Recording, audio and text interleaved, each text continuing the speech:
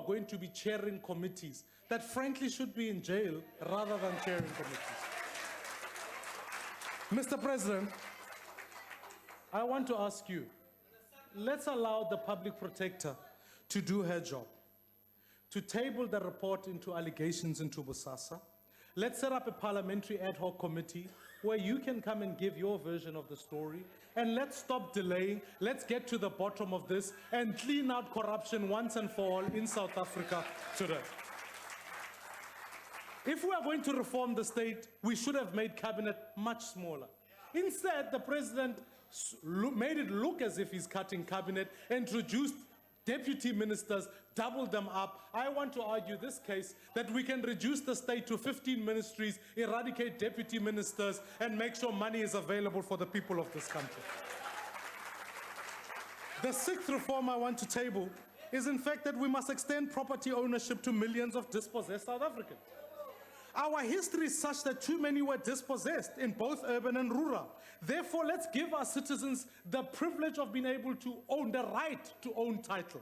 The right so that black and white South Africans must be able to access the benefit of owning private property as an economic asset that allows them to transfer wealth to future generations. While we're at it, let's give shareholding to younger South Africans so that they can transfer wealth, so that one day we can say we did break the back of an apartheid plan where our people cannot transfer wealth from one generation to the next.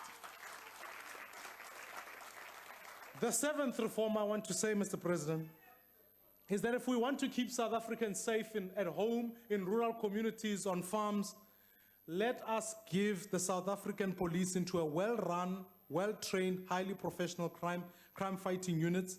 Let us give this to the hands of the government in the provinces. Let us reform policing so that provinces can run it. Hand them over to provincial governments. Fellow South Africans, if we reform, we can begin a way to the future of South Africa. 10 years from now, I want to see a South Africa that looks completely different from today. We can have unemployment. DA governments are already forging ahead and have begun innovating, modernizing, and growing cities. That's where you govern. Where we govern, you'll find unemployment is the lowest in the country due to our obsessive focus on city life.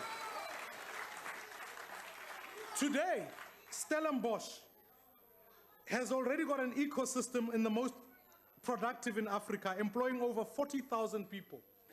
More than Lagos, more than Nairobi combined, rightly earning the title of Africa's tech hub. In terms of renewable energy, 8 out of 10 municipalities in the Western Cape have already got laws in place for independent solar energy generation. And most of them want to sell energy back to the grid. This is what a city-led economic growth plan would look like. That's why we are taking this government to court to ask that they must give the rights to the city of Cape Town to be able to generate energy for citizens here.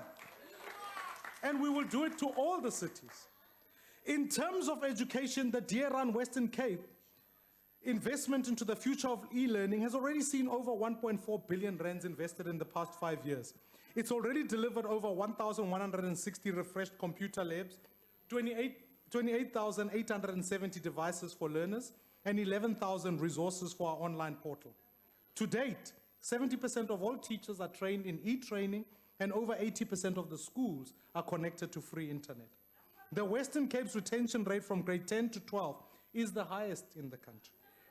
And in healthcare, already we know that more of our citizens are connected online, and we keep 13 million of citizens online records to make sure we give effective healthcare. Fellow South Africans, we've already started working. We are working. So I want to appeal to you, Mr. President. I want to appeal to all South Africans. Let's work together to achieve this plan. I have pledged my support to assisting you when you've needed support, when you build South Africa. I want to ask you to help the places where the DA is in government so that we can continue the work that we have. I would urge you, Mr. President, let us free up small businesses to create work. Let us sell off our beleaguered SOEs. Let us modernize and de-unionize our children's basic education. We have a plan, and let's begin to work on it. I want to say this. Every single day in this country, I draw inspiration from the teacher who shows up in the classroom despite what is happening. I draw inspiration from the healthcare worker who goes to a hospital. I draw inspiration from the businessman who, even when confronted with profit and profit losses, still keeps people employed. And in this month, I think we need to draw inspiration from the young people of 1976. When they looked out and they realized that they could not spend their days dreaming, they decided to take to the streets and fight for what is rightfully theirs. Mr. President, time for talking is over. It is time for us to act.